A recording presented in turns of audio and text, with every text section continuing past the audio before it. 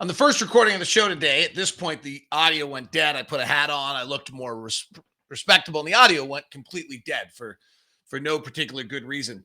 So, in fact, I hope it's working now. I actually don't know that to be true because all the same settings look the exact same, and it all looks like it's working. So I wanted to. This is a pickup of that show. If you're on YouTube, the first segment is available on the Locked On Jazz YouTube channel. If you're on the podcast, you're like, what the hell's going on? I'm still playing. So it's good. All right. Two things I wanted to hit on here. The Jazz offense in games where Mike Conley and Donovan Mitchell has not been the same this year. And then we got to play do they have anyone we want with a former Jazz player that might move the meter for you? So the first one is the Joe Ingles pick and roll just has not been as prevalent this year and as successful as it has been in years past. Joe ran about 22% of the pick and rolls for the Jazz each of the last 2 years, partially because Mike was hurt at times and Donovan was hurt at times. And this year he's only run about 11%, and they're not as efficient. And, on a night like last night where you don't have Don, that's kind of where Joe used to be able to pick up and get some things done. And we ran, I think, about 16, according to NBAstats.com, we ran about 16 pick and rolls with Joe last night. They weren't particularly efficient. And I actually take it back to the Chicago game, which was the fifth or sixth game of the year. And we went to Chicago, and I remember we had courtside play-by-play seats. Nikola Vucevic switches onto Joe Ingles, and I'm like, oh my gosh, they're switching everything on Joe. And so I wonder if the scouting report's out on it or what it is. And on that night, we ran Joe on the pick and roll a lot. Mike didn't play. I think we ran about 30 pick and rolls that night with Joe, which is kind of a big number for him. And it's where he wasn't on his most productive nights. And it was not an efficient outing for him. And then the same thing happened in Orlando. Mike didn't play in Orlando. I think we got close to 30 pick and rolls. Those numbers, if I remember correctly, were pretty disastrous, like about less than half a point per pick and roll. And I think both Chicago and Orlando were both less than half a point of pick and roll. So it was early. It was coming off the Olympics, and you were just like, okay, I'm sure we'll figure that out and get that back. That has not come back yet. The Joe Ingles pick and roll, which we equate to being involved with Derek Favors so much, but quite honestly, it's not. Like, if you look back over the years, he and Favors had pretty good pick and rolls. He and Rudy are actually what have had massive, awesome pick and roll numbers. And he usually runs about 60% of his pick and rolls with Rudy. So not having Rudy last night, certainly, not an easy one for him, but it just has not been, he's not as good with Hassan as he was with Faves. He's actually not as good with Hassan as he was with Tony Bradley. He was about the same with Tony Bradley as he was with Faves, and he and Hassan have not quite gelled. So that's the easy thing to kind of look at and say, well, that's why, but it's actually, I think that's a misnomer. He's running, most of his pick and roll. Frankly, he was way better with Rudy than he ever was with Faves or Tony Bradley statistically. So if he's off this year, it's actually stems back to that. And that's, that's big because when Mike doesn't play or when Donovan doesn't play, the second ball handler, importantly enough, is supposed to be Joe. Now we're playing Trent Forrest a lot and doing some things there. So I don't know where the pull is here in the sense that, okay, so Joe's running seemingly about half as many pick and rolls as he did a year ago. He was running 20% of our pick and rolls. He's now at about 10% of our pick and rolls, but the efficiency is way down as well, from about, a little over a point to a little under a point of per pick and roll. And does it stem back to those games where, frankly, when you look back at games we've lost without Don or without Mike, they stem back to the inability to get the Joe Ingles offensive pick and roll going. And is that because, right, is it because he's just not getting as many opportunities? We're using Trent Forrest different. It's because he's not good as good at it, and so it's not working as well. Is it a combination of the two? Is it the coaching staff lost confidence after running those massive amounts of pick and rolls in Chicago and Orlando? Did the league get a scouting report on Joe? I don't know the answer to that. I do know factually that part of our offense is not quite there right now. Last night's interesting because Mike Conley and Hassan Whiteside play almost none together, right? The Jazz match Mike Conley and Rudy Gobert together almost all the time. And so when suddenly last night you ended up with those two playing together, they came into the game running about 50 pick and rolls together for the entire season. So going into last night's game, Mike Conley and Hassan Whiteside had really not played together at all for the season. The two of them have played 234 possessions together. They're plus 27, by the way. When they're on the floor, we have Mike Conley and Hassan Whiteside on the floor together. Our offense is a 132 plus 27. It was pretty good last night again. They really have played almost none together. And so last night, I think it was, they ran 28 pick and rolls. They'd run 50 coming into the season together. They were really good together last night. It's interesting last night. Hassan's getting a lot of criticism. I got it. I'm not lost on why. At the same time, the plus minus last night was that when Hassan was on the floor and we were playing our regular traditional defense, we were really, really good.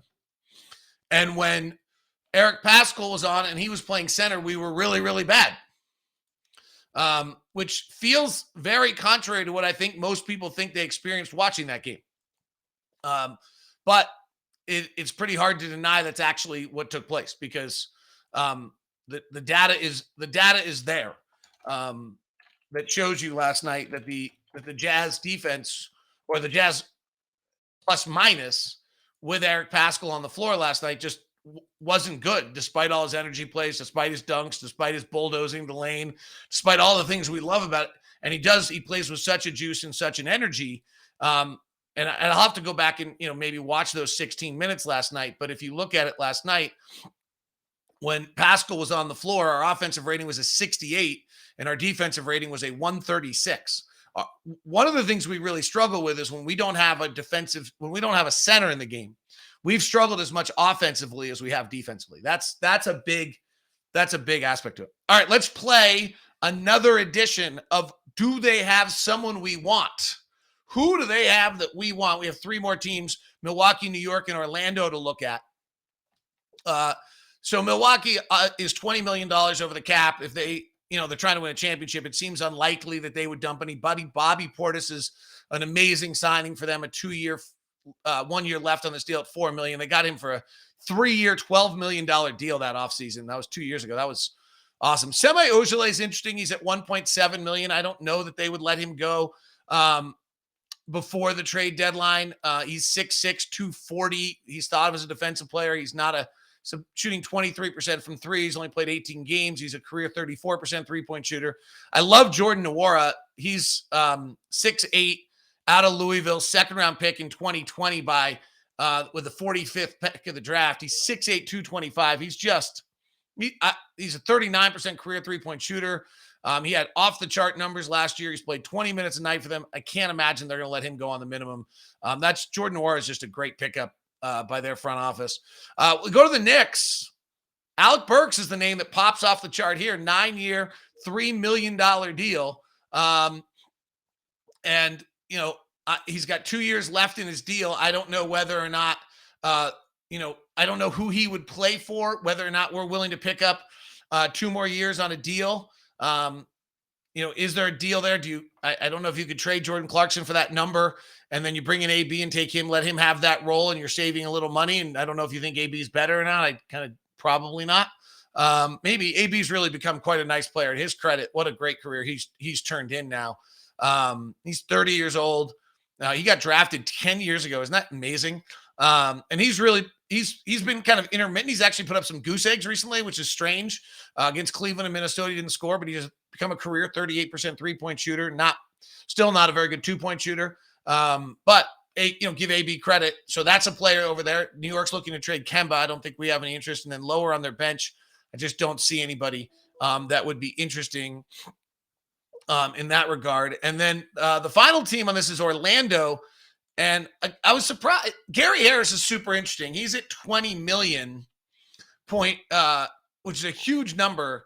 And I don't know that we have any interest here, but I think Gary Harris gets moved and Orlando takes back some money and takes a first-round pick or two for that. And I don't know who does that deal, but it sets somebody else up for the offseason. And maybe it's just a salary cap move where they take 20 million with some contracts. Gary Harris is not a bad player. He's not quite, his legs have failed him a little bit. He's never quite been the player he was at his peak in Denver, where he was an elite rim finisher.